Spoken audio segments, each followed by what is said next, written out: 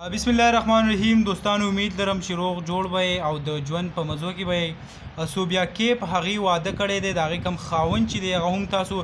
په سکرین باندې کتی شئ دا د هغې خاوند دی محمد وقاص د دې نوم دی او د دې کوم تعلق چې دی هغه لاهور سیمې سره دی نو سو بیا کیب چې کوم دا هغې په داسې ماحول کې واده کړی دی که مونږ نن سبا وګورو کوم طلاق و معامله چې دا د خیبر پښتونخوا کوم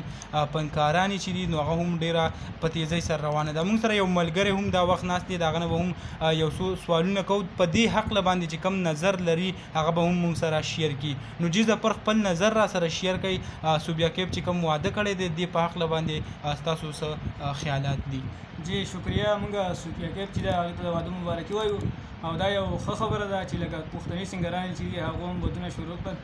بل طرف ته که مونږ وګورو کم د طلاق کومه معاملې چې دي هغه هم ستاسو وړاندې دي په هغې به خبره کوو خو بیا چې کوم زمونږ کوم پښتانه ورونه دي په هغې باندې چې کم قسم کمنټس کوي یعنی کم ګپ دي چې جوړ کړی دی څوک پسې قسمه ملنډې کوي نو هغه هم تاسو کتی شئ په دې کې دا یو وایي زپره وایي د روپیوال چاکلیټ څه دې وکړو یعنی د دې مطلب دا دی چې د کوم واده چې کړی دی د روپیوال چاکلیټ سره دې وکړو کوم د شکل نه به دې ورته څه بدرنګ ښکاري کیدی شي په بل کې وایي مړه شي نو مونږ مړه وو چې د دې لالا سه دې واده کوو په بل کمنټس کې چې کوم دی هغه وایي ته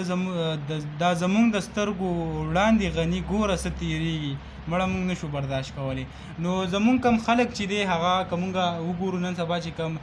امیر لیاقت حسین دی د هغې چې کوم قیصه روانه ده په هغې چې کوم میمز جوړېږي نو هغه هم ستا وړاندې وي کم د خلک چې کم زپره په دې باندې کم کمنټس کوي نو په دې حقله به ته څه وایې چې آیا داسې کول پکار دي او که نه جی دا یو ډیره بده خبره ده موږ پښتنو له دا پکار دي چې لکه په یو کس په شکل او صورت پسې خبرې هغه نه کوو ځکه چې هر کس چې دی هغه شکل او صورت چې او ستا خبره په دې ځای کې کټ کوم خو که زه مونږ وګورو زمونږ کم د خیبر پښتونخوا کم پنکارانې چې دي هغو زیات تر پکې داسې دي که مونږ ندي اول ته وګورو داسې نور کم چې دي اوسه پورې هغو ودونه نه دي کړي نو دا هم یعنی واده چې کم دی هغه په اسلام کې زمونږ اسلام مونږ له دا اجازت راکوي چې څونه زر کیدی شي نو هغه تاسو له واده هغه پکار دی جی واده چې دی دا یو سنت طریقه ده پکار ده چې هر یو سینګر هر یو مسلمان چې دی هغه واده چې دی هغه وکړي او بل طرف ته که مونږ وګورو د نیلم ګل شو د نه علاوه کشماله ګل شو داسې مختلف پنکاري د هغو کم طلاقونه چې روان دي نازي اقبال ته که مونږ وګورو څو ورځې مخکې د هغې کم د طلاقو معامله چې راغلې وه بیا د هغې نه پس هغې ویل چې مونږ په غوسه کې طلاق کړي دي نو دا هم یو د شرم خبره ده چې کم طلاق خو چې کېږي خامخا په غوسه کې کېږي داسې څوک هسې نه ورکوي نو په حق هغه عقله به څه نظر لرئ جی بالکل دا یو غلط کار دی چې د یو کس یو طلاق وشي نو هغه شوی په هغې پسې بیا دوباره که هغه په چا په غلطۍ کې کړی او که چا په قص باندې کړی خو هغه یو ځل طلاق چې وشي هغه شوی نو پښتنو ته دا پکار دی چې لکه طلاق او دې خبرو نه ځان وساتي که هغه په مذاق کې او که په دغه کې ډېره مننه د وخت راکولو